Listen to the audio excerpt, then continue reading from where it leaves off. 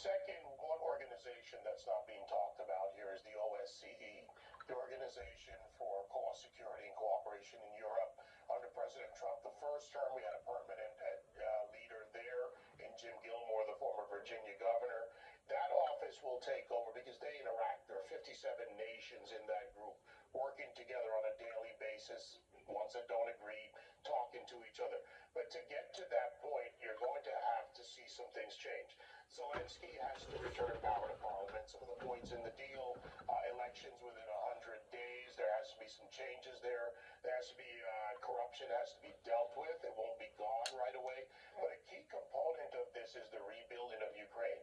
Ukraine is broken. Its infrastructure, its medical systems. You will have returning from war soldiers and conscripts with whether it's psychological, PTS, and other issues, going into a system that's not equipped to take them. That is a cultural problem within Ukraine. So bringing in American investment, corporations, helping to fund money that, like the money that Russia has that's being held, give that to Ukraine to rebuild, that has to be applied correctly. This will be a staged MacArthur-like plan in that sense, adapted into Ukraine. If it's not, it will fail, and Russia may, under Putin, seize an opportunity. Putin doesn't care how many people die. He's willing to throw people into the meat grinder no matter what. You have to realize the person that's on the other side. However, the punishment, the economic punishment, at the same time Europe's building its energy capital, so his threat of turning off the spigot, that needs to be removed. And finally, the last threat needs to be done. Take the oil transfer payments out of the SWIFT banking system.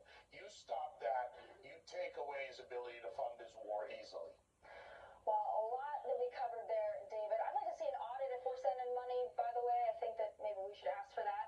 But coming up on this jam-packed big weekend show, the LA Times published a shocking expose on the state's agriculture business exploiting children of illegal aliens for cheap labor. Knock me over with a feather. But first, DHS is set to launch another massive immigration operation in two southern states as the far-left media applauds attacks on ICE agents.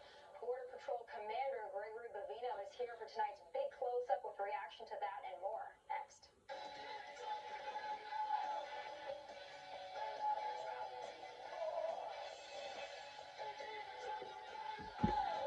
When you've got a classic ride, you need tools you trust.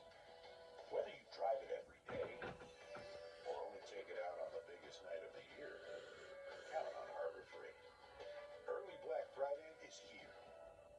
What will you do when the power goes out? Power outages can be unpredictable and inconvenient, but with a Generac home standby generator, your life goes on uninterrupted because you'll have power when you need it the most. The number one thing to prepare for is extended power outages. Don't make it so hard on yourself.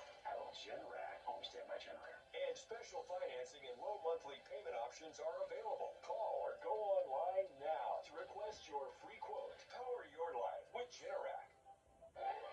What's the secret to peak health? Going micro with Noom.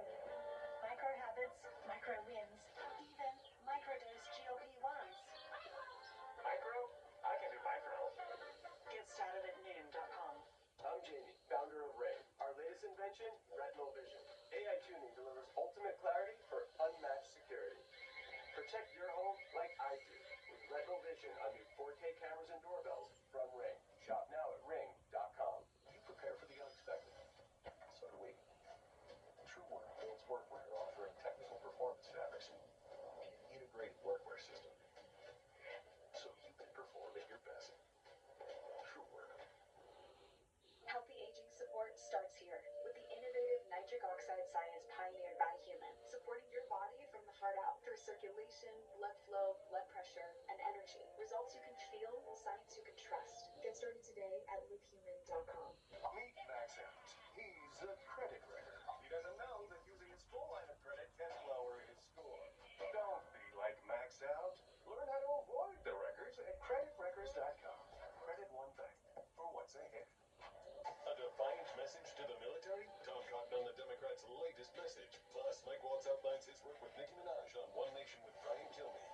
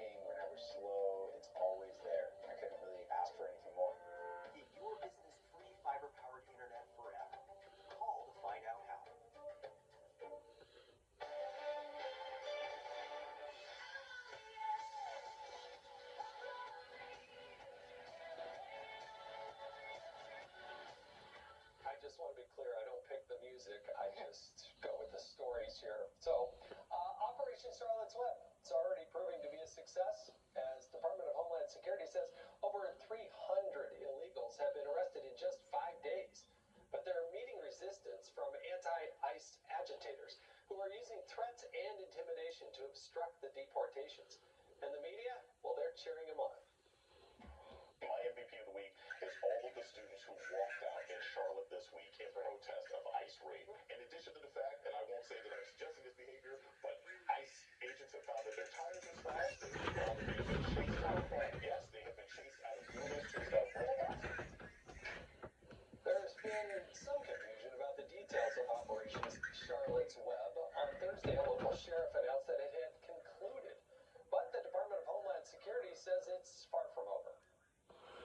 It's not over. We're still going to keep it coming. We've seen tremendous success there as well, getting those worst of the worst off of Charlotte streets. Our men and women in uniform there, Greg Bavino, who is leading the operation there, constantly being thanked by those men and women on the streets. Joining us now for tonight's big close-up is Border Patrol Commander Gregory Bavino. Greg, first of all, Commander, I should say, thank you. Thanks for the good hard work that the men and women are doing there. And it just sickens me when we see somebody in the media with a smile on their face giggling about having agents' tires slashed.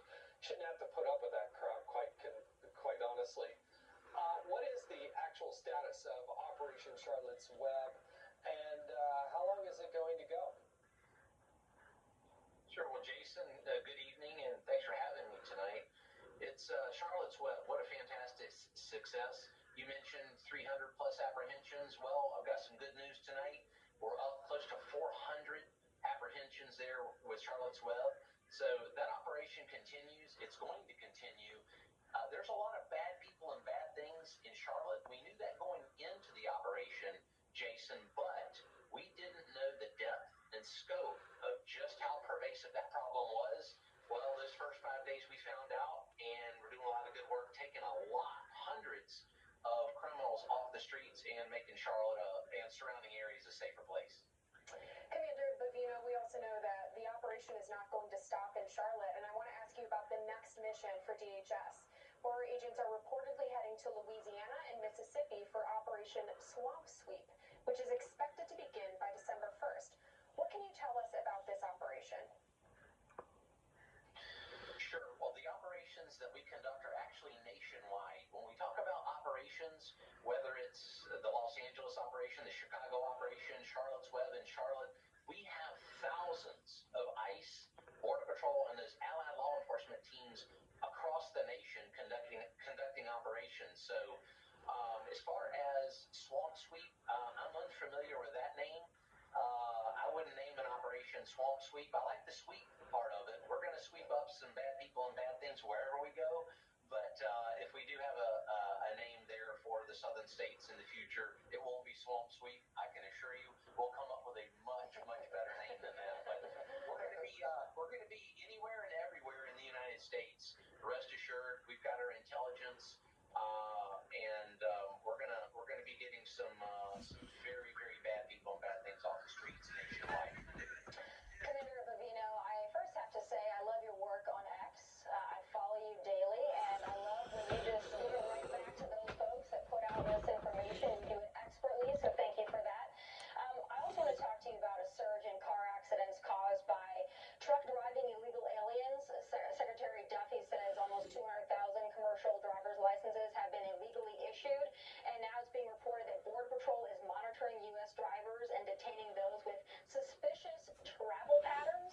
Commander Bavino, can you confirm this reporting, and what else can you tell us about the effort to get some of these illegal alien truck drivers off our roads? Sure, these truck drivers, I'll tell you, it's very interesting. I've got a lot of friends that have commercial driver's licenses.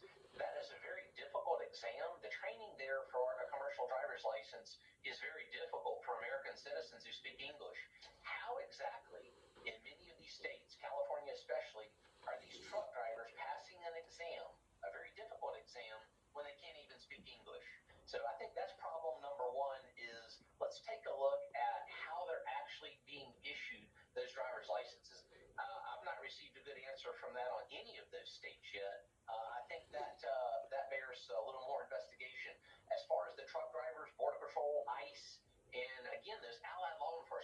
agencies, we're doing everything we can to take these illegal alien truck drivers off the streets before they kill more American citizens. We just got a couple more there at one of the Border Patrol checkpoints in Southern California, and I know our ICE operatives there are also doing the same thing. So we're going really hard to identify these truck drivers and just and take them off the street. I think we're making a lot of headway in doing that. Commander Bavino, David Webb here. First, I'll say that swamp sweep should be reserved for Washington, D.C., but we'll put that aside for the moment and talk Chicago. This week, a Chicago appeals court paused an injunction that restricted the use of force during Operation Midway Blitz. And in the initial ruling earlier this month, the judge, Sarah Ellis, accused you of lying about the threats your officers were facing. But just this week, rioters beat a piñata with a picture of you on it, just highlighting the threat that you and your agents face. Your response to Judge Ellis? Well, my response is the threats that Border Patrol, ICE, and again, those allied law enforcement teams face is very real. Oftentimes, when our agents come on shift, it is a running battle for not just a few minutes, but for the entire shift. For 10 or 12 hours, they're being assaulted, whether it's being rammed by vehicles, whether it's physical assaults, gunshots. It's a very real threat. So when we have a judge, such as Judge Ellis, that wants to legislate from the bench or sit on the bench and maybe not know what's really going on in the streets, is very disturbing. But that Seventh Circuit Court of Appeals did a fantastic job in taking a look at the information that was presented, whether it was my written reports, my testimony, or the testimony of other agents, and staying that decision. In other words, we're able to continue utilizing that least amount of force necessary to either make an arrest or ensure a positive outcome on our missions. That was very important because what we don't want to do is leave law enforcement defenseless in the face of raw, naked violence, and that's what we're seeing in many of the cities. The fact that some of these judges, some of these elected representatives want to ignore that, or actually even cause a higher level of violence by their rhetoric, is very disturbing. So that Seventh Court of Appeals took a look at the information, did a good job. That's the second good ruling out of the Seventh